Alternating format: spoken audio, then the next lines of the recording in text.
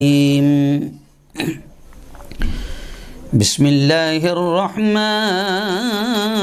الرحیم قل اللہم مالک الملک تؤتی الملک من تشاء وتنزع الملك ممن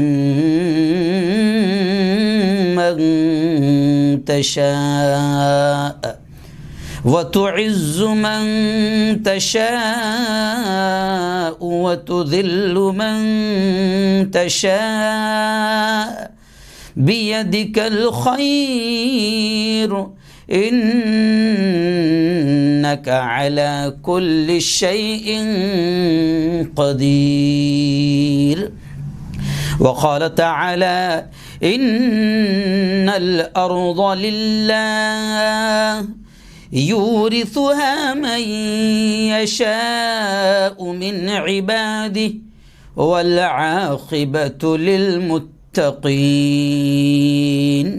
وقال تعالى إنما المؤمنون إخوة وقال تعالى ولا تهنوا ولا تحزنوا وأنتم الأعلون إن كنتم مؤمنين وقال تعالى ولا تنازعوا فتفشلوا وتذهب ريحكم وقال رسول الله صلى الله عليه وسلم المسلم أخو المسلم أو كما قال عليه الصلاة والتسليم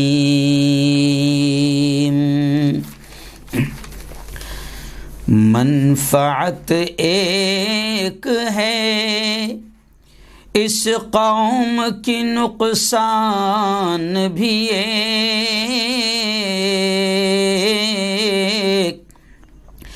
منفعت ایک ہے اس قوم کی نقصان بھی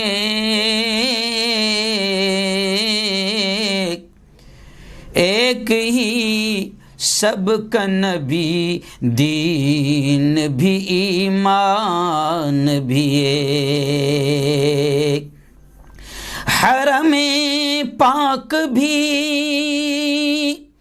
اللہ بھی قرآن بھی ایک حرم پاک بھی اللہ بھی قرآن بھی ایک کیا بڑی بات تھی ہوتے جو مسلمان بھی ایک صدق اللہ العظیم وصدق رسولہ النبی الکریم۔ بہت ہی قابل صد احترام میرے نوجوان دوستوں، بزرگوں، ساتھیوں اور اپنے اپنے گھروں میں بیٹھ کر سن رہی میری باتوں کو میری پردہ نشین ماؤں اور بہنوں، آج تو جمعرات کا دن ہے۔ تقریباً 2 سالوں سے ہمارا یہ لائیو بیان ہو رہا ہے اور وہ جمعہ کے دن رات میں ہوتا تھا، جی ہاں، لیکن آج سے ہم نے جمعرات کے دن اس بیان کو کر دیا ہے اور انشاءاللہ جب تک زندگی کے پل باقی ہے، زندگی کی سانسیں باقی ہے، اس نیک کام کو کرتے رہیں گے۔ اور یہ جو بیان ہوتا ہے لائیو، جس کو ہزاروں کی تعداد میں آپ پوری دنیا میں سنتے ہیں، اب یہ جمعرات کو ہی ہوگا، جی ہاں، یعنی ایک دن پہلے ہوگا رات 9:30 بجے۔ اس کی وجہ یہ ہے کہ تقریباً 1 سال سے مسجدوں کے ائمہ کرام، امام، کچھ علماء ہم کو یہ بار بار میسج کر رہے تھے، فون کر رہے تھے کہ مفتی صاحب آپ حالات حاضرہ کے اعتبار سے بات کرتے ہیں، تو اگر آپ جمعرات کے دن ہی اس بات کو کر دیں تو ہم رات میں بھی اس بیان کو سن لیں گے، جمعہ کی نماز سے پہلے 2-3 بار سن لیں گے، اور پھر ہم اپنے جمعہ کے بیانات میں آپ کے اس بیان کو کا حوالہ دے کر یا سہارا لے کر ہمارے لیے بھی آسانی ہو جائے گی، اور ہم امت تک کچھ اہم باتیں پہنچا دیا کریں گے۔ تو آپ جمعرات کو کر دیں۔ یہ 1 سال سے علماء کرام کی درخواست چل رہی تھی، اور ویسے بھی میں بھی کافی پریشان ہو جاتا تھا کہ جمعہ کے دن پہلے صبح 2 گھنٹہ نیوز ریکارڈ کرنا، 2 گھنٹہ نیوز بولنا، پھر اس کے بعد جمعہ کی نماز پڑھانے کے لیے جانا، 1 گھنٹہ بیان، خطبہ، نماز پڑھانا، پھر رات میں 1 گھنٹہ لائیو بیان، تو بڑی تکلیف مجھے بھی ہوتی تھی۔ تو ان دونوں چیزوں کو اور دوستوں کے مشوروں کو سامنے رکھتے ہوئے اب ہم نے لائیو بیان کا دن طے کر لیا ہے جمعرات، یعنی اب لائیو بیان ہمارا جمعہ کو نہیں بلکہ جمعرات کو ہی ہو جائے گا۔ جی ہاں، اور وقت اور حالات کے اعتبار سے ہم عناوین کو سلیکٹ کرتے ہیں، منتخب کرتے ہیں، کیونکہ ہمارا ماننا ہے کہ اگر مریض کو ٹائیفائیڈ ہے تو ٹائیفائیڈ کا ہی ڈوز اگر دیا جائے تو وہ اس کے فائدے کا رہے گا۔ اگر مریض کو ٹائیفائیڈ ہے اور آپ ملیریا کا بہت اچھا ڈوز دے رہے ہیں تو وہ اس کے کسی کام کا نہیں، کیونکہ اس کو بیماری الگ ہے۔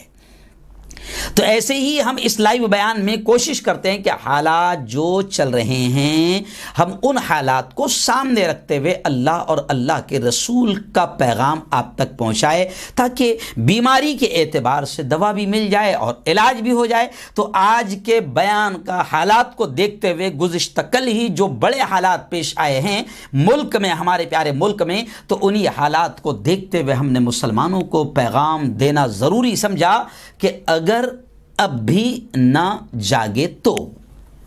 جی ہاں، آج کا عنوان ہے کہ اگر اب بھی نہ جاگے تو۔ مسلمانوں کی جو بے حسی ہم دیکھ رہے ہیں، اور مسلمانوں کا جو انتشار ہم دیکھ رہے ہیں، اور مسلمانوں کے ظلم کو سہنے کو بھی ہم مجرمانہ خاموشی جو دیکھ رہے ہیں، اس کو لے کر آج کا ہم نے بیان چنا ہے کہ اگر اب بھی نہ جاگے تو پھر حالات اس سے بھی زیادہ برے آ سکتے ہیں۔ جی، ویسے ہی جو حالات آئے ہیں یہ کوئی نئے نہیں ہیں،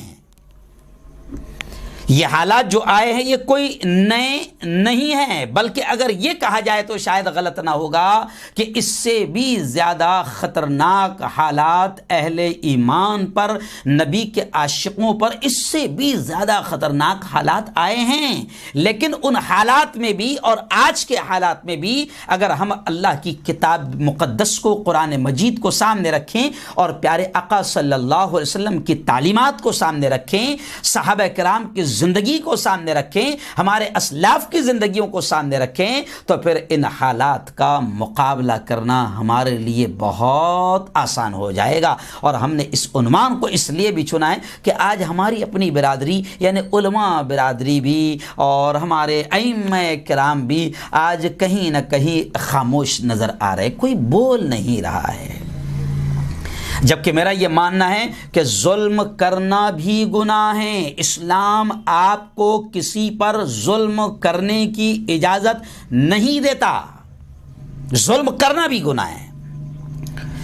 لیکن دوسرا پہلو یہ بھی ہے کہ ظلم سہنا بھی گناہ ہے۔ ظلم ہو رہا ہے، اتیاچار ہو رہا ہے، ناانصافی ہو رہی ہے، آپ کے بڑوں کو، آپ کے جوانوں کو بے قصور الزامات، غلط الزامات لگا کر آپ کے جوانوں کو جیل کے سلاخوں میں ٹھونس دیا جا رہا ہے، بیٹیوں کے ریپ ہو رہے ہیں، موب لنچنگ ہو رہی ہے، مرڈر ہو رہے ہیں، قتل ہو رہے ہیں۔ اور عجیب چیز ہے، آج میں نے اس لیے عنوان چنا ہے کہ عجیب چیز میں اپنی آنکھوں سے دیکھ رہا ہوں، آپ بھی دیکھ رہے ہوگے کہ اتنا کھلا ظلم ہو رہا ہے، اس کے بعد بھی پوری طریقے سے سناٹا اور خاموشی نظر آ رہی ہے۔ تو میں پھر بولنے پر مجبور ہو گیا ہوں۔ دیکھو بھائی، میں تو اپنے اعتبار سے بول رہا ہوں، کوئی تنظیم ساتھ دیں نہ دیں، کوئی تحریک ساتھ رہیں نہ رہے، اللہ کی ذات پر یقین اور ایمان ہے کہ اللہ ساتھ ہے، ان اللہ معنا، اللہ ہمارے ساتھ ہے۔ جی، اور وہ آیت بھی مجھے یاد آ رہی ہے کہ حضرت ابو بکر رضی اللہ تعالی عنہ جب اکیلے ساتھ میں تھے، غار میں نبی کریم صلی اللہ علیہ وسلم کے ساتھ میں تھے، اور دشمن نبی کریم صلی اللہ علیہ وسلم کا پیچھا اور ابو بکر کا پیچھا کر رہے تھے، اور جس غار میں ابو بکر اور حضرت حضور پاک صلی اللہ علیہ وسلم موجود ہیں اور دشمن اس غار کے ارد گرد گھوم رہے ہیں، ان کے گھوڑوں کی، ان کے قدموں کی، ٹاپوں کی آواز آ رہی ہے، تو اس وقت پیارے آقا جناب محمد مصطفیٰ صلی اللہ علیہ وسلم اپنے ساتھی ابو بکر سے کہہ رہے ہیں لا تحزن ان اللہ معنا، غم نہ کر، خوف نہ کھا، اللہ ہمارے ساتھ ہے۔ جی ہاں، تو میں سوچتا ہوں کہ بھئی ہم تو بول رہے ہیں، ہم تو بھلے ہی اکیلے ہیں، ہم کو بھی لگتا ہے کہ بھئی ہماری بھی تو اپنی جان ہے، ہمارے بھی تو اپنے بیوی بچے ہیں، ہم کو بھی تو سیف رہنا چاہیے، اپنے آپ کو بچانا چاہیے، لیکن پھر اندر سے ضمیر جھنجھوڑتا ہے کہ نبی کریم صلی اللہ علیہ وسلم نے یہ بھی کہا ہے کہ ظلم کو ہوتا دیکھو تو پھر نبی کریم صلی اللہ علیہ وسلم نے کہا کہ ظالم کا ہاتھ روکو۔ اللہ کے حبیب نے کیا فرمایا؟ انصر اخاک ظالما او مظلوما، کہ مدد کر اپنے بھائی کی چاہے وہ ظالم ہو یا مظلوم ہو۔ یعنی نبی نے کہا کہ ظالم اگر ظلم کر رہا ہے تو اس کی بھی مدد کرو، اور اگر کسی پر ظلم ہو رہا ہے تو اس کی بھی مدد کرو۔ صحابہ نے پوچھا حضور مظلوم کی مدد تو سمجھ میں آتی ہے کہ مظلوم کو بچانے کا کام کرو، اس پر ظلم مت ہونے دو، یہ مظلوم کی مدد ہوگی، مظلوم کو بچا لو، یہ اس کی مدد ہوگی۔ صحابہ نے پوچھا حضور ظالم کی مدد کیسے کریں، ظالم کی مدد کیسے کریں؟ تو حضور پاک صلی اللہ علیہ وسلم نے فرمایا کہ ظالم کی مدد یہ ہے کہ اس کو ظلم نہ کرنے دو، ظلم نہ کرنے دو، یہ اس کی مدد ہے، کیونکہ اگر اس کو ظلم کرنے دو گے تو پھر وہ اللہ کے عذاب کا مستحق بنے گا، جہنم کا حقدار بنے گا، تو اس کی بھی مدد کرو ظالم کی۔ ظالم کی مدد کا مطلب یہ نہیں کہ وہ اگر کسی پر ظلم کر رہا ہے، کسی کو مار رہا ہے تو اس کی مارنے میں مدد کرو کہ ہاں بھائی یہ لے ہتھیار اٹھا اٹھا کر اس کو دو کہ لے مدد، لے مار، اچھا مار اور مار، نہیں۔ ظالم کی مدد یہ ہے کہ اس کو ظلم سے روکو، اور مظلوم کی مدد یہ ہے کہ اس پر ظلم نہ ہونے دو۔ اور آج حالات ہم جو دیکھ رہے ہیں، اس لیے مجھے آج بولنا پڑ رہا ہے کہ اتنے بدترین حالات آئے ہیں کہ جناب میں سمجھتا ہوں کہ تاریخ کا ابھی یوں سمجھیے کہ ابھی جو حالات چل رہے ہیں یہ تاریخ کے بدترین حالات ہے، اس سے پہلے شاید اتنے برے حالات نہ آئے ہو۔ میں صحابہ کی بات نہیں کر رہا ہوں، میں اس دور کی بات نہیں کر رہا ہوں، لیکن میں فی الحال اگر عالمی اعتبار سے بھی بات کروں تو آپ دیکھیں کہ فلسطین میں کس طریقے سے ظلم ڈھایا جا رہا ہے، کس طرح معصوم بچوں پر بم برسائے جا رہے ہیں، کس طرح عورتوں پر ظلم کیا جا رہا ہے، کس طرح ارض مقدس سرزمین مقدس فلسطین پر قبضہ کیا جا رہا ہے، کس طرح بیت المقدس پر قبضہ کیا جا رہا ہے۔ اور پھر آپ دیکھیں لبنان کا حال، شام کا حال، پوری سیریا کا حال، برما کا حال، پوری دنیا کے حالات آپ دیکھیں تو آپ کو حالات بتائیں گے کتنے بدتر حالات ہیں، تاریخ کے بدترین دور سے ہم گزر رہے ہیں۔ جی ہاں، اور ہمارے ملک کی بات کریں تو پھر تو جناب وہ تو آپ کو بتانے کی ضرورت ہی نہیں ہے، لیکن بتانے کی ضرورت آپ کو یہ ہے کہ آپ مجرمانہ طور پر خاموش بیٹھے ہیں، آپ ظالم کو روک نہیں رہے ہیں، اور آپ مظلوم کی مدد بھی نہیں کر رہے ہیں۔ تو آپ نمازیں آپ پڑھ رہے ہیں، زکوٰۃ آپ دے رہے ہیں، عمرے پہ عمرے آپ کر رہے ہیں، حج پر حج آپ کر رہے ہیں، صدقہ خیرات آپ کر رہے ہیں، لیکن ایک بڑا عمل، ایک بڑا نیکی کا عمل اللہ کے حبیب نے فرمایا تھا کہ ظالم کو ظلم مت کرنے دو اور مظلوم پر ظلم ہونے مت دو۔ تو آج ہم دیکھ رہے ہیں اور ہم مجرمانہ اعتبار سے بڑی بڑی کرسیوں پر بیٹھ کر بھی ہم مجرمانہ خاموشی اختیار کیے ہوئے ہیں، اور حالات جو ہم دیکھ رہے ہیں، حالات تو میں سمجھتا ہوں کہ ایک مشہور حدیث کا بھی آپ نے سنا ہوگا، سنن ابو داؤد میں ہیں، حضرت ثوبان رضی اللہ تعالی عنہ راوی ہے، حضرت ثوبان روایت کرتے ہیں کہ پیارے آقا صلی اللہ علیہ وسلم نے فرمایا، وہ حدیث اب آپ سنیں گے تو آپ کو پورا اندازہ ہو جائے گا کہ آج پورے حالات ویسے ہی ہو رہے ہیں۔ جی ہاں، آج سے 1450 سال پہلے پیارے آقا صلی اللہ علیہ وسلم نے فرمایا تھا کہ ایک زمانہ ایسا آئے گا کہ دنیا کی ساری قومیں یا یوں لفظوں میں سمجھ لیں آپ کہ دنیا کے سارے سماج، دنیا کی ساری قومیں، دنیا کے ساری برادری والے، سارے الگ الگ دھرم والے، دنیا کی جتنی قومیں ہیں، جتنے سماج ہے، جتنی برادریاں ہیں جو اہل ایمان نہیں ہیں، پیارے آقا نے اشارہ فرمایا تھا اور یہ کہا تھا صاف طور پر، واضح طور پر یہ کہا تھا کہ ایک زمانہ ایسا آئے گا کہ دنیا کی ساری قومیں تم پر ٹوٹ پڑے گی، اور ایسے ٹوٹ پڑے گی جیسے بھوکے دسترخوان پر ٹوٹتے ہیں۔ آپ نے دیکھا ہوگا شادی میں، کبھی آپ نے منظر دیکھا ہوگا کہ نکاح اگر لیٹ ہو گیا، جی ہاں، دسترخوان بچھنے کا انتظار کرتے ہیں، تو جیسی دسترخوان بچھتا ہے تو پہلے والوں کا کھانا بھی نہیں ہوتا جب تک کہ دوسرے ان کے پیچھے کھڑے رہتے ہیں کہ بس تم اٹھو اور ہم حملہ کریں۔ جی ہاں، تو آج دنیا کی ساری قومیں مسلمانوں پر ایسی ہی ٹوٹ پڑ رہی ہے۔ جی ہاں، اور میں سب کا الگ الگ نام لینے کی ضرورت نہیں کہ کون کون آپ پر ٹوٹ پڑ رہا ہے۔ اہل ایمان کے علاوہ یوں سمجھیے کہ ساری جتنے ہیں، جتنی قومیں ہیں، جتنے سماج ہے، سب اہل ایمان پر ٹوٹ رہے ہیں، اور حالات ایسے بن گئے ہیں کہ ہم دیکھ رہے ہیں کہ اہل ایمان کا خون پانی سے زیادہ سستا ہو چکا ہے، اور گاجر مولی کی طرح ہم کاٹے جا رہے ہیں۔ مگر افسوس یہ ہے کہ پوری دنیا میں اہل ایمان ہی کی طرف سے ان تمام ظلموں پر خاموشی بھی چھائی ہوئی ہے، سناٹا چھایا ہوا ہے، کوئی بولنے کو تیار نہیں۔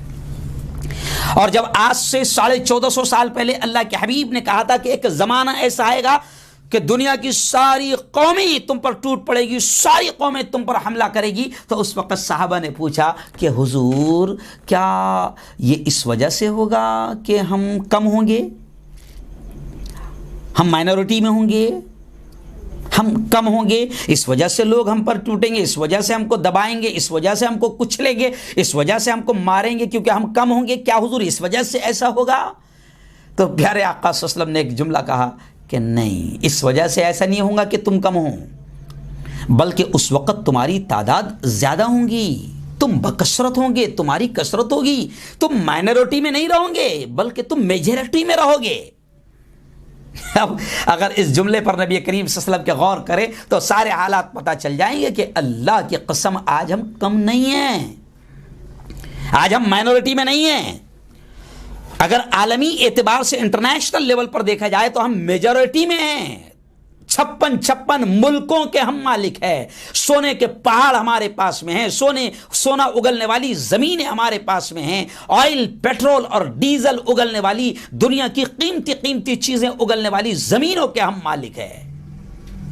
دولت بھی آج ہمارے پاس کم نہیں ہے، کئی ملکوں کے ہم حکمران ہیں، 56 ملکوں پر ہماری حکمرانی ہے، اس کے باوجود بھی اسرائیل جیسے 2 کوڑی کے 1% دنیا میں جن کی 1% آبادی نہیں ہے، اسرائیلی درندے اور اسرائیلی کتے جو ہے وہ اہل ایمان پر اور اہل اسلام پر ٹوٹ رہے ہیں، بیٹیوں پر ظلم کر رہے ہیں، عورتوں کی عزتیں پامال کر رہے ہیں، اور ہماری زمینوں پر قبضہ کر رہے ہیں، اور مقدس زمین بیت المقدس کی حرمت کو، اس کی عزت کو پامال کر رہے ہیں۔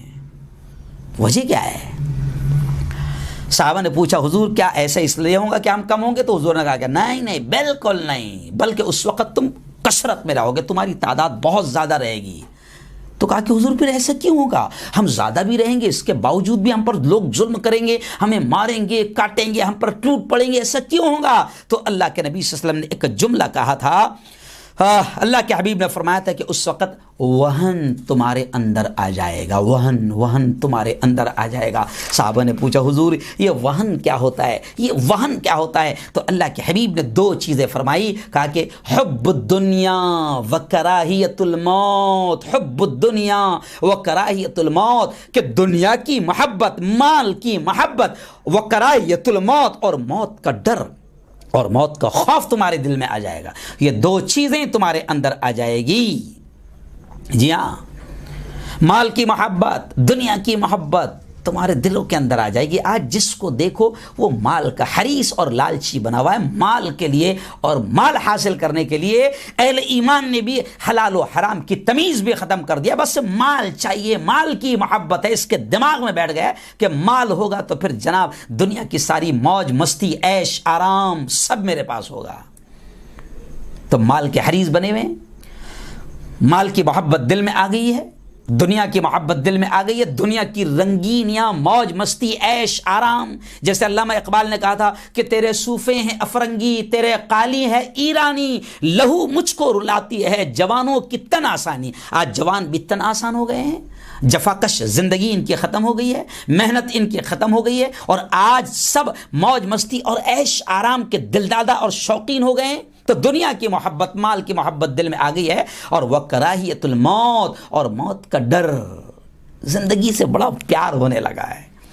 وہ جو شہادت کا جذبہ ہوتا تھا نا، جو شہادت کا جذبہ ہوتا تھا کہ شہید ہو جائے گے، جی ہاں، تو دنیا آخرت دونوں میں کامیاب ہو جائے گے، وہ شہادت کا جذبہ ختم ہو گیا، موت کا ڈر آ گیا، اور ہر شخص اپنی چمڑی اور دمڑی دونوں چیزیں بچانے میں لگا ہوا ہے. اللہ کے حبیب نے 1450 سال پہلے کہا، 1450 سال پہلے کہا تھا کہ یہ دو چیزیں آئے گی تو دنیا کی ساری قومیں تم پر ٹوٹ پڑے گی، ایسے جیسے بھوکے دسترخوان پر ٹوٹتے ہیں.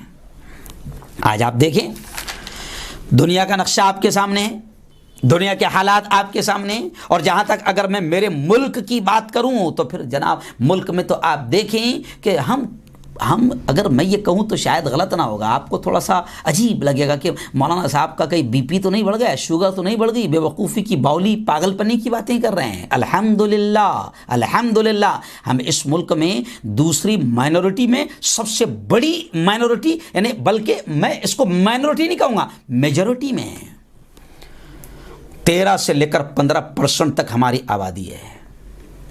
جی 1% 2% والے مکھیہ منتری بن سکتے ہیں، 1% 2% والے پی ایم سی ایم بن سکتے ہیں، لیکن 13-14% والے مکھیہ منتری نہیں بن سکتے ہیں. جی ہاں، 14-15% ہم یہاں پر موجود ہیں، لیکن اس کے باوجود بھی ہمارا کوئی ویلیو نہیں، کوئی وقار نہیں، کوئی عزت نہیں، کوئی پریشر نہیں، کوئی دباؤ نہیں. کوئی بھی آ رہا ہے اور سوروں کا جھنڈ کے جھنڈ آ رہا ہے اور ماب لنچنگ کر کے چلا جا رہا ہے. جی ہاں، اور ملک کے حالات تو آپ کو معلوم ہے، کہیں پر لو جہاد کے مسئلے، لو جہاد کے نام پر ہمیں نشانہ بنایا جا رہا ہے، کہیں پر گو رکشا کے نام پر ہمیں مارا جا رہا ہے. کیوں؟ جیسے میں اکثر کہتا ہوں ہنستے ہنستے کہ بوٹی بولتے نا، ہم 2 روٹی ہونا ہم کو، 2 روٹی اور 2 بوٹی، تو بوٹی کھانے کے چکر میں ہم بوٹی ہو رہے ہیں، ہماری بوٹی ہو رہی ہے. جی ہاں، تو گو رکشا والے گو رکشا کے نام پر ہمیں مار رہے ہیں. جی ہاں، بلکہ میں تو کہتا ہوں گو رکشا والے بھی اس بات کو سن لیں، ملک والے بھی اس بات کو سن لیں کہ جناب ہم تو گائے کو بہت مانتے ہیں. آپ کہیں گے کیسے؟ جی ہاں، ہم تو گائے کو بہت مانتے ہیں، کیونکہ ہمارے پوتر قرآن جہاں سے شروع ہوتا ہے، گویا کہ سب سے پہلی سورہ سورہ فاتحہ کے بعد میں اگر ہے تو وہ سورہ بقرہ ہے، اور وہ قرآن کی سب سے بڑی اور سب سے لمبی سورت ہے، اس کا نام ہے سورہ بقرہ، اور بقرہ کے معنی ہوتے ہیں گائے. تو گائے کو تو ہم مانتے ہیں، قرآن میں اس کا تذکرہ ہے.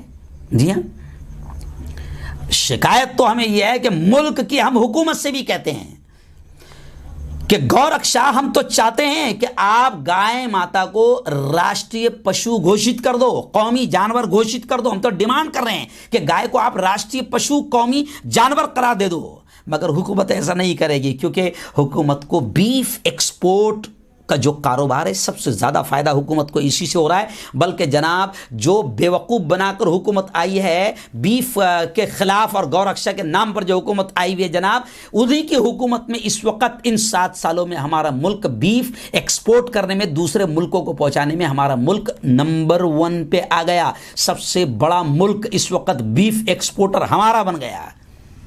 تو یہ حکومت مکاری کر رہی ہے، ہندوؤں کے ساتھ بھی غداری کر رہی ہے. تو ہم تو کہتے ہیں کہ بھائی گو کو آپ، گائے ماتا کو آپ جو ہے راشٹریہ پشو گھوشت کر دو. لیکن گو ماتا کے نام پر سیاست کرنے والوں کی حکومت میں سب سے زیادہ بیف میں ملک نے کمایا.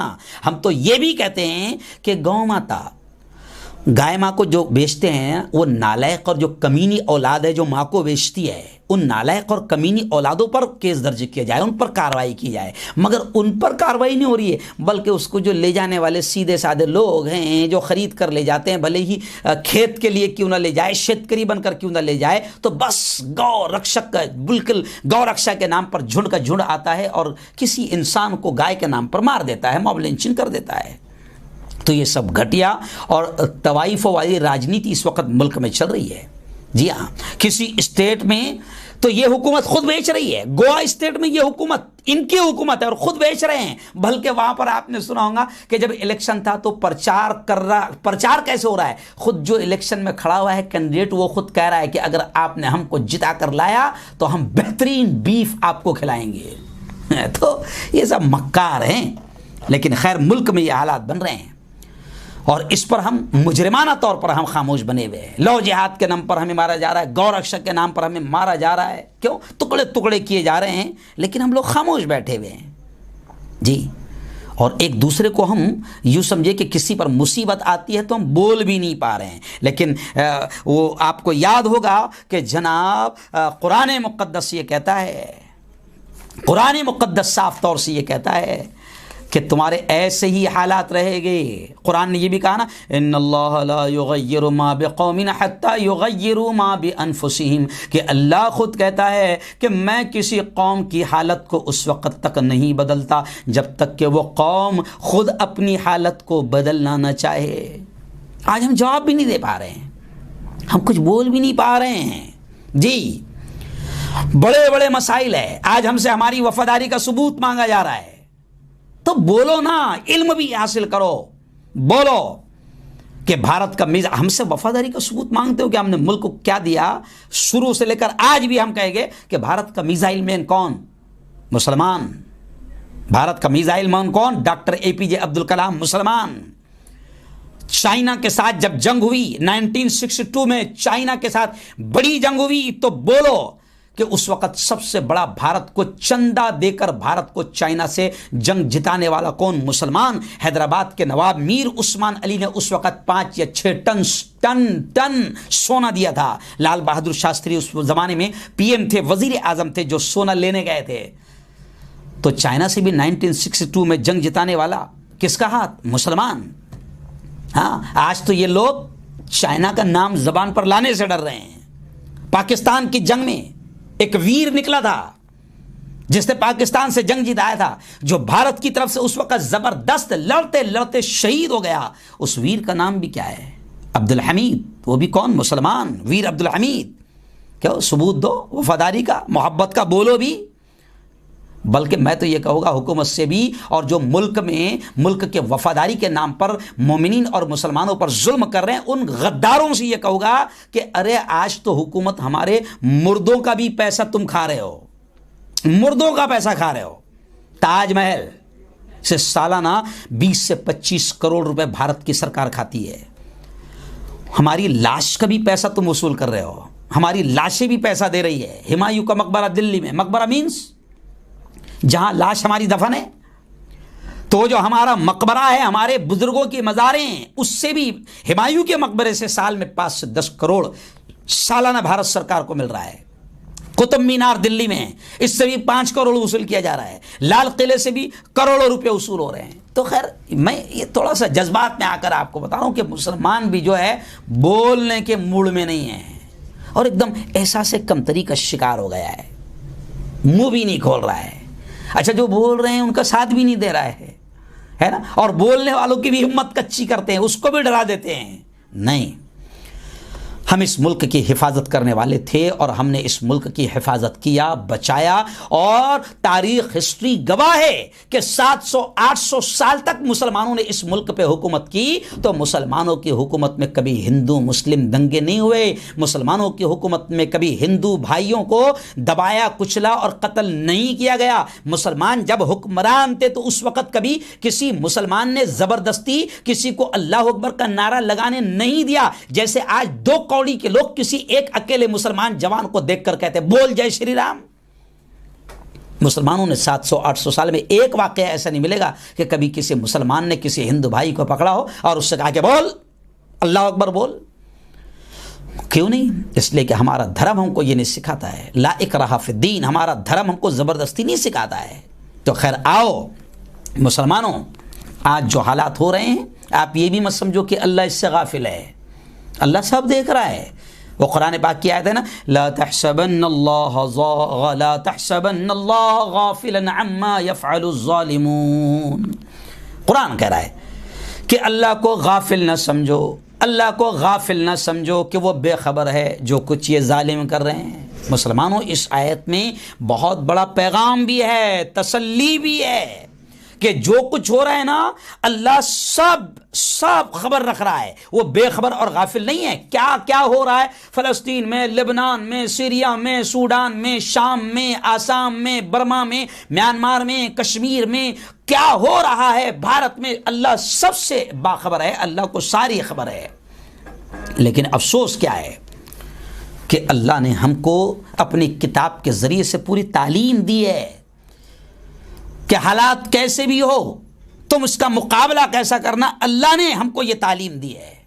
آج معاملہ یہ ہے کہ ہم اس تعلیم کو بھلا بیٹھے ہیں، اور پھر میں یہ کہہ رہا ہوں کہ اگر اب بھی نہ جاگے، تو جو میرا آج کے بیان کا عنوان ہے کہ اگر اب بھی نہ جاگے تو اس سے بھی بدتر اور برے حالات آ سکتے ہیں۔ بلکہ مولانا خلیل الرحمن سجاد نعمانی کا ایک بیان مجھے یاد آ گیا کہ مولانا خلیل الرحمن سجاد نعمانی نے بہت ساری باتیں کہتے ہوئے یہ کہی ہے کہ 800 سال تک، 1000 سال تک کے مسلمانوں نے حکومت کی، مگر پھر اللہ نے کرم کیا۔ وہ عجیب لفظ استعمال کر رہے بیان میں، آپ بھی سن کر تعجب کریں گے کہ اللہ نے کرم کیا کہ مسلمانوں کو کرسی سے نیچے اتارا، کیونکہ مسلمان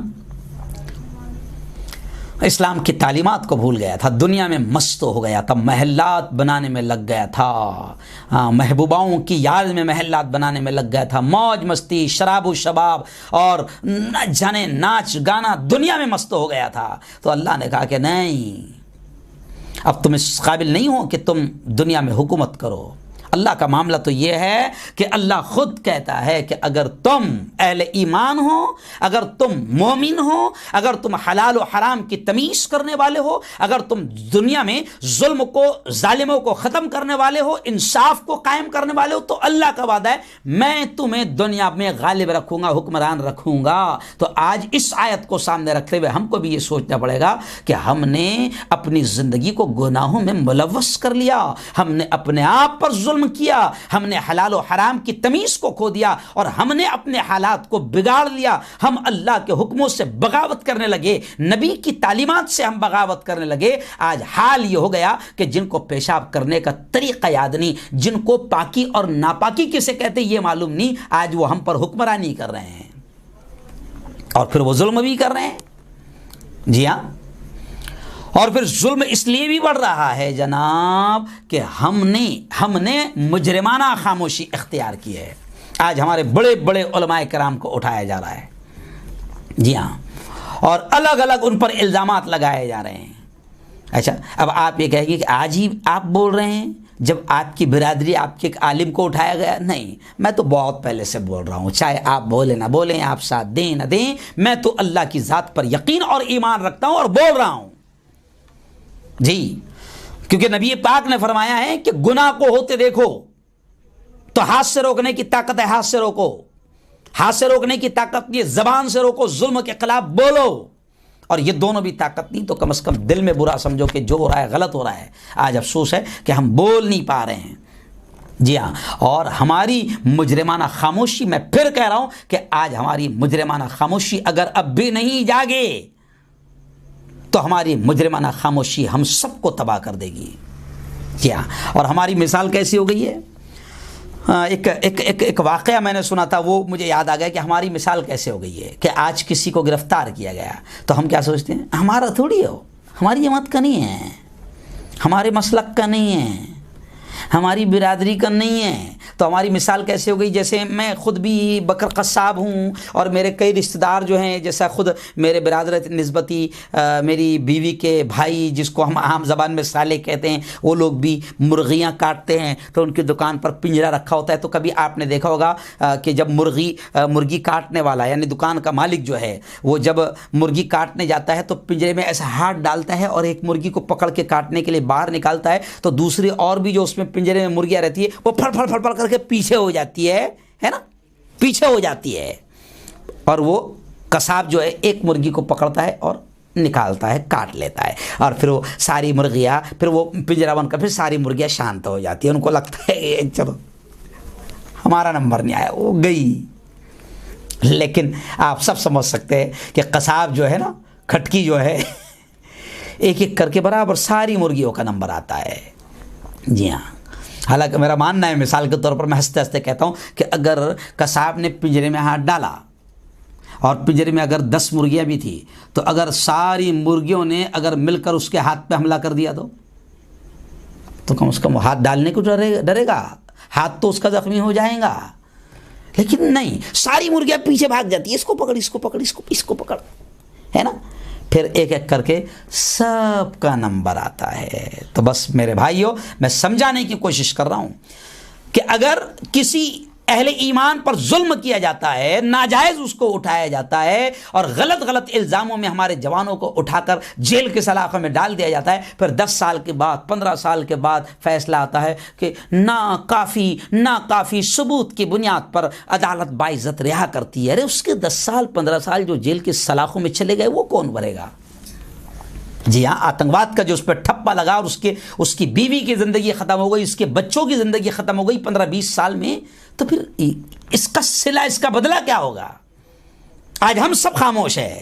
جی، ہمارے مسلکی جھگڑے، ہمارے جماعت کے جھگڑے اور یہ ہمارا انتشار، بلکہ میں نے جو اگلا جملہ کہا نا کہ جو میرے بیان کا ٹکڑا ہے کہ مسلمانوں کی بے حسی اور انتشار، آج ہماری بے حسی بھی ہے کہ ہم کو احساس نہیں ہو رہا ہے، ہم سب خاموش ہیں. کس کو اٹھایا گیا؟ اس کو اٹھایا گیا، اپنے مسلک کا نہیں ہے، وہ اپنی جماعت کا نہیں ہے، اپنی برادری کا نہیں ہے. تو آج ہماری اس بے حسی، بے غیرتی اور ہمارے اس انتشار نے، ہمارے مسلکی جھگڑوں نے، ہمارے جماعتی جھگڑوں نے، ہمارے برادری واد نے آج ہم کو تباہ کر کے رکھ دیا ہے. اور یاد رکھو ہوشیارو، اپنے مسلک اور اپنی جماعت میں مست رہنے والوں، یاد رکھو تم بھی بخشے نہیں جاؤ گے، سب کا نمبر آئے گا.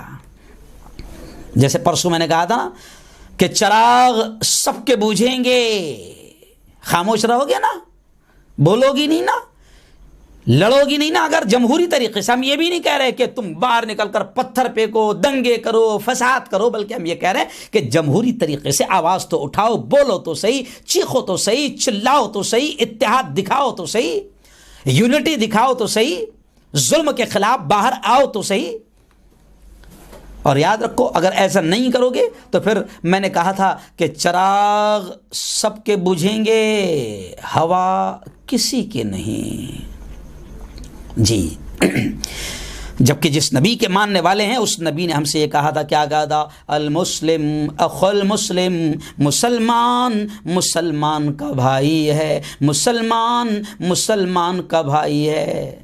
میں سمجھتا ہوں، اکثر میں میرے بیانوں میں کہتا ہوں کہ یہ جملہ اتنا پیارا ہے، جو نبی نے جو رشتہ جوڑا ہے کہ مسلمان کا بھائی ہے. میں سمجھتا ہوں کہ نبی نے یہ جو رشتہ جوڑا ہے کہ مسلمان کا بھائی ہے، یہ رشتہ ہمارے خون کے رشتے سے بڑا ہے، کیونکہ یہ رشتہ نبی نے جوڑا ہے. اور نبی پاک صلی اللہ علیہ وسلم نے یہ بھی کہا ہے کہ ایمان والا وہ ہوتا ہے، سن لو، اپنی ہی جماعت کے لوگوں کو، اپنے ہی مسلک کے لوگوں کو مسلمان سمجھنے والوں اور دوسروں کو کافر سمجھنے والوں اور دوسروں کے سلام کا جواب بھی نہ دینے والوں، سن لو، نبی پاک نے فرمایا کہ مومن وہ ہے کہ دنیا کے کسی ایک کونے میں اگر کسی ایمان والے کو تکلیف ہوتی ہے تو دنیا کے دوسرے کونے کے ایمان والے کو اس کی تکلیف کا احساس ہونا چاہیے. ایک کونے میں، دنیا کے کسی کونے میں. آج تو ہمارے گاؤں میں، ہمارے محلے میں، ہمارے ملک میں اگر کسی ایمان والے کو تکلیف ہوتی ہے اور اس پر ظلم کیا جاتا ہے تو ہمیں احساس تک نہیں ہوتا ہے. ہم تو یہی سوچ کر اس کے لیے لڑتے نہیں ہیں کہ وہ ہماری جماعت کا نہیں ہے، ہمارے مسلک کا نہیں ہے. یاد رکھو تباہ ہو جاؤ گے. قرآن نے بھی کہا تھا اور کہا ہے وَلَا تَنَازَعُوا فَتَفْشَلُوا. قرآن نے کہا کہ آپس میں جھگڑنا مت، ورنہ اللہ کہتا ہے فَتَفْشَلُوا، تم کمزور ہو جاؤ گے، وَتَذْهَبَ رِيحُكُمْ، اور تمہاری ہوا اکھڑ جائیں گی. آج اتنی بڑی تعداد میں ہیں لیکن ہماری ہوا اکھڑ گئی ہے، کوئی ہماری سننے کو تیار نہیں ہے. جی ہاں، کوئی ہماری سننے کو تیار نہیں ہے. اور دشمنان اسلام نے ہم کو ہمارے، اچھا کمال کی بات ہے کہ دشمن بھی سمجھ چکے ہیں کہ ہم کو کن کن چیزوں میں لڑوانا ہے. جی، دشمن کو ہماری سب کی جماعتوں کے نام معلوم ہے، اور دشمن کو یہ بھی معلوم ہے کہ اب ان کی ہر جماعت میں جماعتیں ہو گئی ہے. بلکہ میں ہنستے ہوئے کہتا ہوں کہ اب ہم اتنے تقسیم ہو چکے ہیں کہ تقسیم ہونے کے لیے بھی بچے نہیں ہیں. اتنے جملہ دھیان سے سنیں کہ ہم اتنے تقسیم ہو چکے ہیں کہ تقسیم ہونے کے لیے بھی نہیں بچے ہیں. جماعت میں بھی 2 جماعت, تحریک میں بھی 2 تحریک ہے نا. سنی جماعت ہے تو سنی جماعت میں 3-4 جماعت, تبلیغی جماعت ہے وہ پہلے ایک تھی اس میں بھی 2 گروپ, جمعیت علماء ایک تھی اس میں بھی 2 گروپ, مدرسے پہلے ایک تھے اس میں بھی 2 گروپ. کیا تھوڑا مرچی تو لگ رہی ہوگی لیکن کیا کرے, فیکٹ ہے, حقیقت تو ہے یار. ذرا حقیقت کو سننے کی طاقت بھی تو پیدا کرو, اور شرم بھی تو کرو, غیرت بھی تو کرو. اور ہم ایک دوسرے سے اتنی نفرت کر رہے ہیں کہ جناب ایک مسلمان ہم کو سلام کرتا ہے تو ہمارا امام ہم کو یہ سکھاتا ہے کہ اس کا سلام کا جواب بھی مت دینا, وہ کافر ہے. ارے یارو اتنی جہالت, شرم کرو, غیرت کرو, بے حسی کو ختم کرو. اللہ اور اللہ کے رسول کو کیا منہ دکھاؤ گے, کیا منہ دکھاؤ گے؟ علامہ اقبال رحمۃ اللہ علیہ نے برسوں پہلے کہا تھا منفعت ایک ہے اس قوم کی, نقصان بھی ایک. منفعت ایک ہے اس قوم کی, نقصان بھی ایک. ایک ہی سب کا نبی, دین بھی, ایمان بھی ایک, حرم پاک بھی, اللہ بھی, قرآن بھی ایک. کیا بڑی بات تھی ہوتے جو مسلمان بھی ایک. ارے ہمارا نبی ایک ہے. ارے ہم تو وہ قوم ہیں, دنیا میں کوئی قوم ایسی نہیں ہے. ارے دنیا میں کروڑوں خداؤں کو ماننے والے ہم کو مارنے کے لیے ایک ہو جا رہے ہیں. جن کے کروڑوں خدا ہے وہ ایک ہو رہے ہیں, اور جن کا ایک خدا ہے, جن کا ایک رب ہے, جن کا اللہ ایک ہے, جو مانتے ہیں کہ ہم سب کا پالنہار رب العالمین ایک ہے, ایک ہی سب کا نبی بھی ہمارا ایک ہے, دین بھی ہمارا ایک ہے, قرآن بھی ہمارا ایک ہے, قبلہ بھی ہمارا ایک ہے, سب کچھ. تو علامہ اقبال کہتے ہیں کیا بڑی بات تھی ہوتے جو مسلمان بھی ایک. اگر اب بھی نہ جاگے اور ان ساری بے وقوفیوں کو ختم نہ کیا, اور ان سارے اختلافات کو, ووادوں کو, انتشار کو, مسلکی, جماعتی, برادری کے جھگڑوں کو ختم نہ کیا, تو یاد رکھو پھر ایسے ہی موب لنچنگ ہوتے رہوں گے, ایسے ہی سوروں کا جھنڈ آتا رہے گا اور تمہیں قتل کرتا رہے گا, مارتا رہے گا. اور ایسے ہی مجرمانہ خاموشی اختیار کی ہو تو پھر یاد رکھو ایک کے بعد ایک سب کا نمبر آئے گا, کوئی چھوٹنے والا نہیں ہے. بلکہ ایک بات مجھے یاد آ گئی, ابھی ایک ملک میں وہاں کے لوگوں نے قانون بنائے. شیعہ سنی میں ہمارا بڑا اختلاف ہوتا ہے, جی ہاں, ہم ایک دوسرے کو کافر کہتے ہیں. تو وہاں پر انہوں نے بہت اچھا قانون بنائے کہ جو شیعہ اور سنی میں اختلاف پیدا کرے گا, ہم اس کے ہاتھ کاٹ دیں گے. تو مجھے بڑا اچھا لگا. تو ہم لوگوں نے بھی یہ فیصلہ کرنا چاہیے کہ جو ہمارے محلوں میں, ہمارے مسلمانوں میں, ہماری مسجدوں میں, ہمارے مدرسوں میں, ہمارے قوم میں, گاؤں میں جو ہم اہل ایمان کو آپس میں لڑوائیں گا اور ایک دوسرے سے دور کرے گا, اور ایک دوسرے کو ملنے نہیں دے گا, ایک دوسرے کو سلام کرنے نہیں دے گا, ایک دوسرے کے سلام کا جواب دینے نہیں دے گا, تو ہم پڑھے لکھے جاہل ہیں. کیونکہ آج تو علم عام ہو گئے نا, تو ہم پڑھے لکھے, ہم لوگوں کا کام ہے کہ ہم اس کا ورود کرے, اس کی مخالفت کرے. اگر میں مفتی ہارون, اگر میری مسجد میں جس جماعت کا ہوں, جس مسلک کا ہوں, اگر میں میری مسجد میں اگر اس طرح کی بات کروں مسلمانوں کو آپس میں لڑوانے کی اور آپس میں توڑنے کی, تو سب سے پہلے مجھے شرم آنا چاہیے. اور مجھے شرم اور مجھے غیرت نہیں آ رہی مسلمانوں کو لڑوانے میں, تو کم از کم سننے والوں نے روکنا چاہیے کہ امام صاحب ایسی باتیں نہ کرو. فرض کیا ہے نماز وہ بتاؤ, غسل کے فرض کیا ہے وہ بتاؤ, روزے میں کیا فرض ہے وہ بتاؤ, جو ضروری چیزیں ہیں وہ بتاؤ. یہ انتشار کی باتیں اور یہ جھگڑوں کی اور اختلاف کی باتیں مت بتاؤ. بہت ہو چکا اختلاف, بہت ہو چکا انتشار, اور تمہارے اور ہمارے اختلاف اور انتشار کا ہی آج دنیا فائدہ اٹھا رہی ہے. میں ملک کی بات نہیں کر رہا ہوں, دنیا فائدہ اٹھا رہی ہے. اور دنیا والے جانتے ہیں کہ ہم میں کتنی جماعتیں ہیں, ہمارے کتنے مسلک ہیں, ہم میں کتنی ٹولیاں ہیں, ہم میں کتنے گروپ ہیں. یہاں تک کہ ہنسی آتی ہے کہ اب تو ہم نے ٹوپیوں کے اسٹائل سے بھی ہم پہچانے جانے لگے ہیں. ایسی ٹوپی, ایسی ٹوپی, ایسی ٹوپی, بلکہ اب تو صافوں سے بھی پہچانے جانے. سفید لگایا وہ ہوگا, کالا لگایا وہ ہوگا, ہرا ہے ہرا وہ ہوں گا زعفرانی کلر کا ہے، وہ ہوں گا نہیں لگایا، وہ ہوں گا ٹوپی نہیں پہنا، وہ ہوں گا ایسا ہوگا، ایسا وہ ہوں گا۔ ارے یار اللہ کے واسطے میں سخت کہہ رہا ہوں، خدا کے واسطے، کیونکہ میں حالات کو دیکھ رہا ہوں اور آج مجرمانہ خاموشی کو بھی دیکھ رہا ہوں، کوئی بولنے کو تیار نہیں۔ بڑی بڑی ہماری تنظیمیں ہیں، بڑی بڑی ہماری تحریکیں ہیں، او اللہ کے بندو، او اللہ کے بندو، بلکہ میں ہاتھ جوڑ کر کہوں گا، میں جس مسلک کا ہوں مجھے میرا مسلک مبارک، آپ جس مسلک کے جس جماعت کے آپ کو آپ کی جماعت مبارک، آپ کو آپ کا مسلک مبارک۔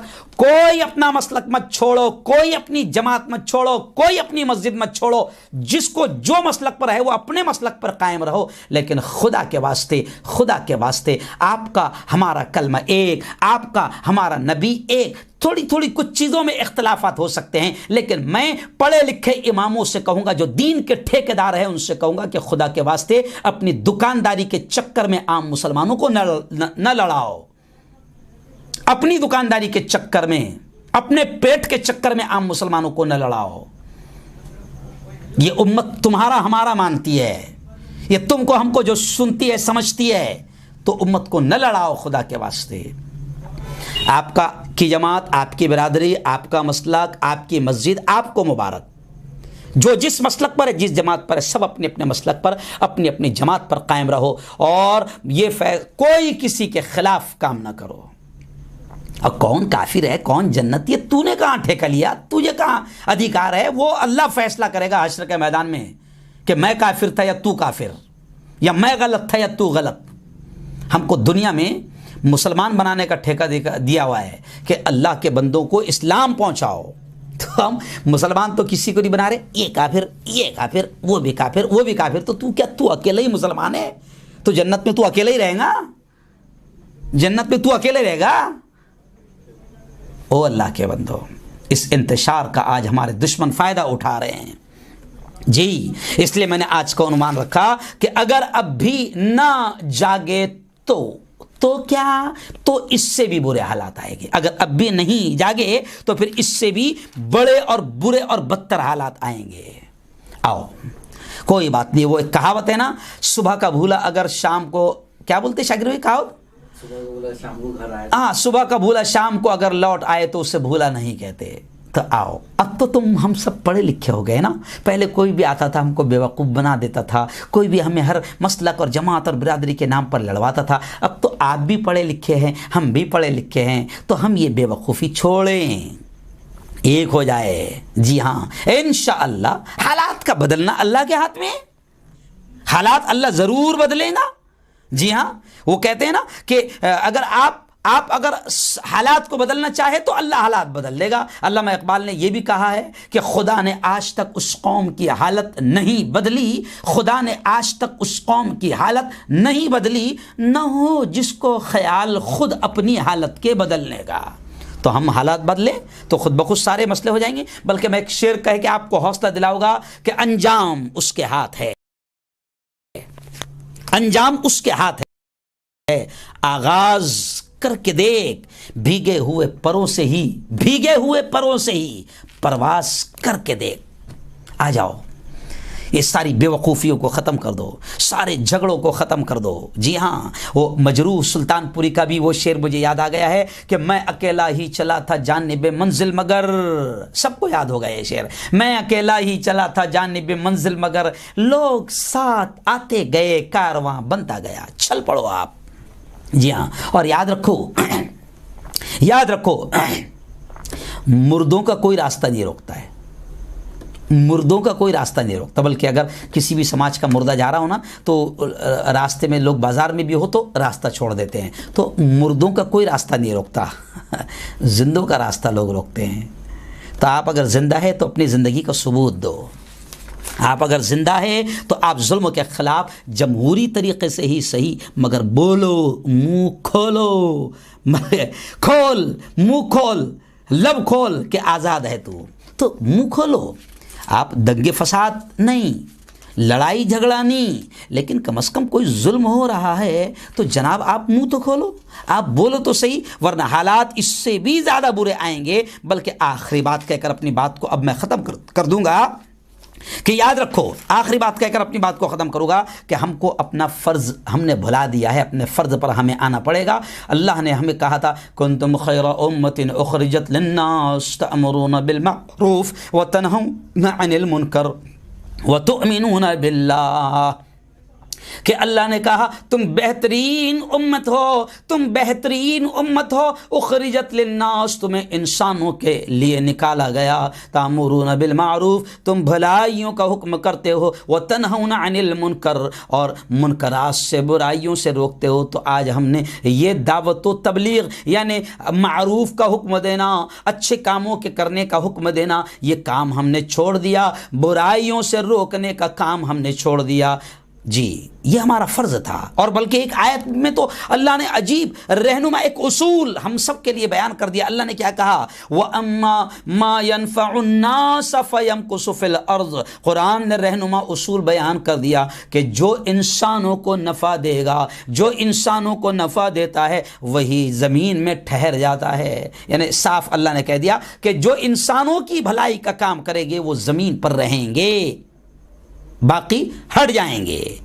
تو اب مجھے تفصیل کا وقت نہیں، وقت میرا ختم ہو گیا، تو ہر چیز کے لیے یہ اصول ہے۔ آپ دیکھیں جو انسان سے اللہ بڑی محبت کرتا ہے، انسانوں کی بھلائی کا جو کام کرے گا، مانوتا کی بھلائی کا جو کام کرے گا، مانوتا میں اگر گناہ عام ہو رہے ہیں گناہ کو ختم کرو، شراب عام ہو رہی ہے شراب کو ختم کرو، زنا عام ہو رہا ہے زنا کو ختم کرنے کی محنتیں کرو، ظلم عام ہو رہا ہے ظلم کو ختم کرنے کی محنت کرو، اتیاچار ناانصافی عام ہو رہی ہے اس کو ختم کرنے کی محنت کرو، انسانوں کی بھلائی کا کام کرو، انسانوں کی ذات اور دھرم دیکھے بغیر بھی اللہ کے بندوں کی خدمت کرو، مانو سیوا کرو، انسانیت کے لیے نفع کا سامان بن جاؤ۔ اللہ کہتا ہے کہ جو انسانوں کے نفع کا سامان بنے گا فَيَمْكُثُ فِي الْأَرْضِ، وہ زمین میں ٹھہرے گا، باقی رہے گا۔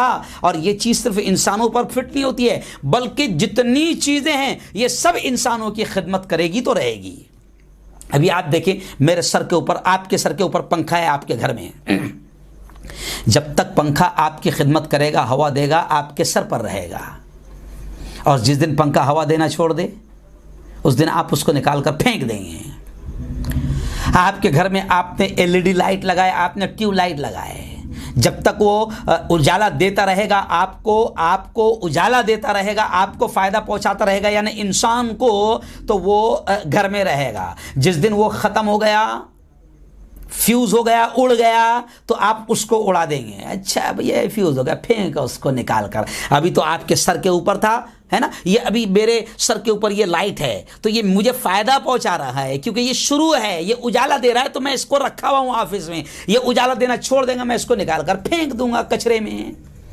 تو ایسے ہی مسلمانوں ایک قصور ہمارا یہ بھی ہے کہ ہم انسانوں کو نفع پہنچانے کے لیے پیدا کیے گئے تھے، ہم نفع نہیں پہنچا رہے ہیں، ارے ہم ایک دوسرے کو نقصان پہنچانے میں لگے ہوئے ہیں۔ ہم اہل ایمان، ہم ایمان والے ایمان والوں کو چھوڑ نہیں رہے، ایمان والے ایمان والوں کو نقصان پہنچا رہے ہیں، تو کیا دوسروں کی ہم بات کریں؟